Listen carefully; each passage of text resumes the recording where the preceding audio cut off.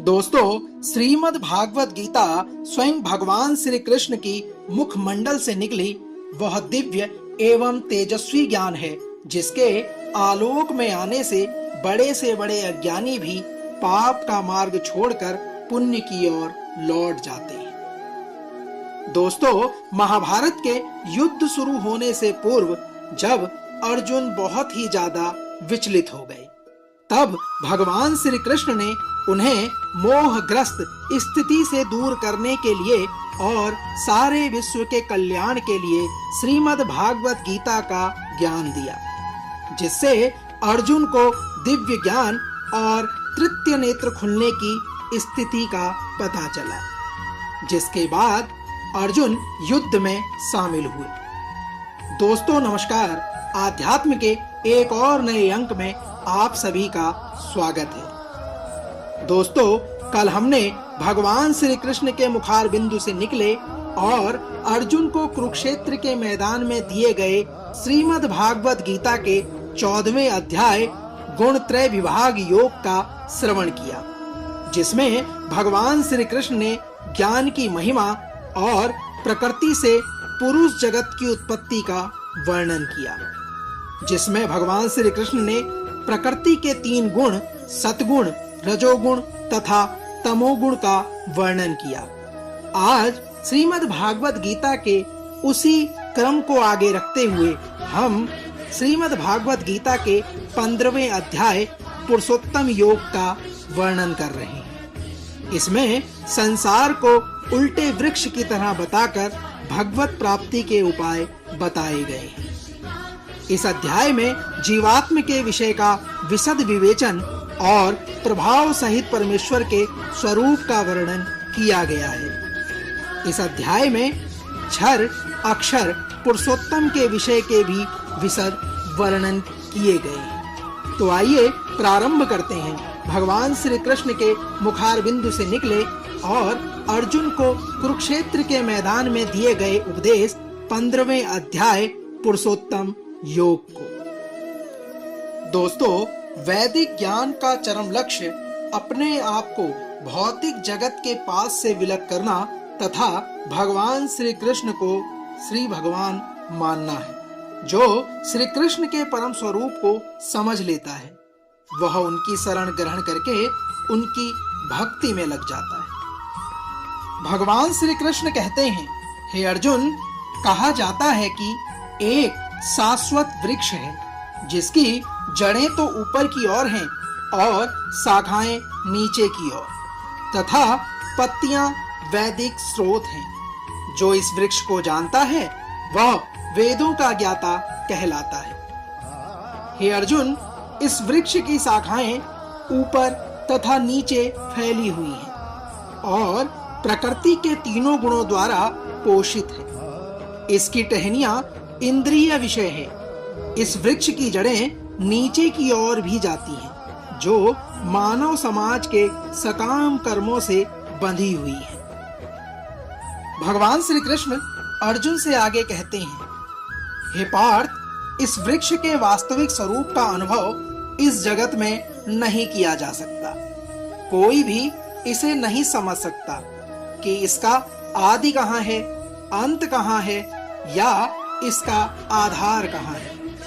किंतु मनुष्य को चाहिए कि इस दृढ़ मूल वाले वृक्ष को विरक्ति के शस्त्र से काट गिराए। तत्पश्चात उसे ऐसे स्थान की खोज करनी चाहिए जहां जाकर लौटना ना पड़े और जहां उस भगवान की शरण को ग्रहण कर लिया जाए, जिससे अनादिकाल से प्रत्येक वस्तु का सूत्रपात तथा विस्तार होता आया है। हे अर्जुन, जो झूठी प्रतिष्ठा, मोह तथा कुसंगति से मुक्त है, जो शाश्वत तत्व को समझता है, जिन्होंने भौतिक काम को नष्ट कर दिया है और जो सुख तथा दुख के द्वंद से मुक्त हो गया है। हे अर्जुन, जो मोह रहित होकर परम पुरुष के शरणागत होना जानते हैं, वे उस शाश्वत राज्य को प्राप्त होते हैं। वह मेरा परम धाम न तो सूर्य या चंद्र के द्वारा प्रकाशित होता है और न अग्नि या बिजली से। जो लोग वहां पहुंच जाते हैं, हे अर्जुन, वे इस भौतिक जगत में फिर से लौटकर वापस नहीं आते। श्री कृष्ण कहते हैं, हे पार्थ, इस वृत्त जगत में सारे जीव मेरे शाश्वत अंश हैं। यह वृत्त जीवन, जिसके कारण वे 6 इंद्रियों से घोर संघर्ष कर रहे हैं, जिसमें मनुष्य का मन भी सम्मिलित है। हे अर्जुन, इस संसार में जीव अपनी देहात्मक बुद्धि को एक शरीर से दूसरे में उसी तरह से ले जाता है जिस तरह वायु सुगंधि को ले जाता है। इस प्रकार वह एक शरीर धारण करता है और फिर इसे त्याग कर दूसरा शरीर धारण कर लेता है।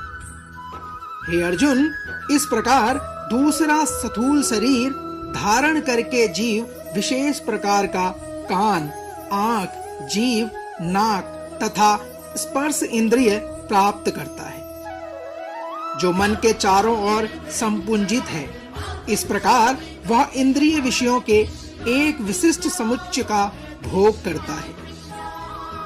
श्री कृष्ण कहते हैं, हे अर्जुन, मूर्ख ना तो समझ पाते हैं कि जीव किस प्रकार अपना शरीर त्याग सकता है, और ना ही वे यह समझ पाते हैं कि प्रकृति के गुणों के अधीन वह किस तरह के शरीर का भोग करता है। लेकिन जिसकी आंखें ज्ञान में प्रशिक्षित होती हैं, वह यह सब अपने ज्ञान के द्वारा देख सकता है। हे अर्जुन, आत्म साक्षात्कार को प्राप्त प्रयत्नशील योगी जन यह सब स्पष्ट रूप से देख सकते हैं, लेकिन जिनके मन विकसित नहीं है और जो आत्म साक्षात्कार को प्राप्त नहीं हुए हैं, वे मनुष्य प्रयत्न करके भी यह नहीं देख पाते कि आखिर संसार में क्या हो रहा है।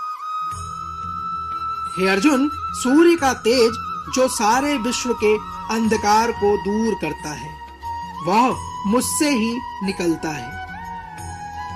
चंद्रमा तथा अग्नि का तेज भी मुझसे ही उत्पन्न है। मैं प्रत्येक लोक में प्रवेश करता हूँ और मेरी शक्ति से सारे लोग अपनी कक्षा में स्थित रहते हैं। मैं चंद्रमा बनकर समस्त वनस्पतियों को जीवन रस प्रदान करता हूँ। हे अर्जुन, मैं समस्त जीवों के शरीर में पाचन अग्नि हूँ और मैं ही श्वास प्रश्वास में रहकर 4 प्रकार के अन्नों को पचाता हूँ। मैं प्रत्येक जीव के हृदय में आसीन हूँ और मुझसे ही स्मृति, ज्ञान तथा विस्मृति होती है।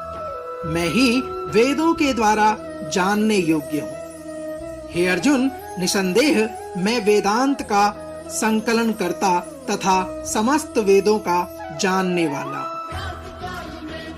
भगवान श्री कृष्ण कहते हैं, अर्जुन, जीव 2 प्रकार के हैं, एक क्षर तथा दूसरा अक्षर। भौतिक जगत में प्रत्येक जीव क्षर होता है और आध्यात्मिक जगत में प्रत्येक जीव अक्षर कहलाता है। हे अर्जुन, इन दोनों के अतिरिक्त एक परम पुरुष परमात्मा है, जो साक्षात अविनाशी भगवान है और जो तीनों लोकों में प्रवेश करके उनका पालन कर रहा है। हे अर्जुन, चूंकि मैं क्षर तथा अक्षर दोनों के परे हूँ और चूंकि मैं सर्वश्रेष्ठ हूँ, अतएव मैं इस जगत में तथा वेदों में परम पुरुष के रूप में विख्यात हूँ। हे कुंती पुत्र, जो कोई भी मुझे संशय रहित होकर पुरुषोत्तम भगवान के रूप में जानता है, वह सब कुछ जानने वाला है। अतएव हे भरत पुत्र, वह व्यक्ति मेरी पूर्ण भक्ति में रत होता है। हे अनध, यह वैदिक शास्त्रों का सर्वाधिक गुप्त अंश है, जिसे मेरे द्वारा अब प्रकट किया गया है। जो कोई इसके सत्य को जान जाता है, वह बुद्धिमान हो जाएगा और उसके सभी प्रयास पूर्ण होंगे। दोस्तों, तो यह था श्रीमद् भागवत गीता के 15वें अध्याय पुरुषोत्तम योग का सार। इसमें भगवान श्री कृष्ण ने अर्जुन को वैदिक ज्ञान के बारे में अवगत किया।